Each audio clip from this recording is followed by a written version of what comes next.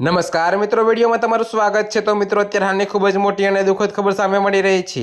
ત્યારે મિત્રો તમને જણાવી દઈએ કે એમ્બ્યુલન્સમાં દર્દીની સીટ નીચે દારૂ છુપાવીને હેરાફેરી। જી હા મિત્રો, તો અત્યારે હાલની આ ખૂબ જ મોટી અને ચકચારી ઘટના સામે મળી છે। ત્યારે મિત્રો, છોટાઉદેપુર જિલ્લામાં પાવી જેતપુર પોલીસે ચોક્કસ બાતમીના આધારે ખાનગી એમ્બ્યુલન્સમાં તપાસ કરતા દર્દીની સીટ નીચે ગુપ્ત રીતે છુપાયેલો વિદેશી દારૂનો જથ્થો ઝડપી પાડ્યો છે। જી હા મિત્રો, તો અત્યારે હાલની આ ખૂબ જ મોટી ખબર છે। ત્યારે મિત્રો, પોલીસને જોઈને ચાલક ફરાર થઈ ગયો હતો।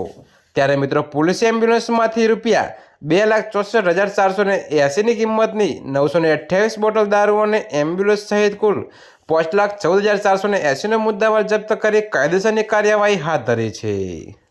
જી હા મિત્રો, તો અત્યારે હાલની આ ખૂબ જ મોટી ખબર છે। ત્યારે મિત્રો, અત્યારે હાલ માટે આટલું જ। મળીશું નવી અપડેટ સાથે। અને જો તમને અમારા વિડીયો પસંદ આવતા હોય તો વિડીયોને લાઇક, કોમેન્ટ, શેર અને અમારી ચેનલને સબસ્ક્રાઈબ કરવાનું ભૂલતા નહીં મિત્રો।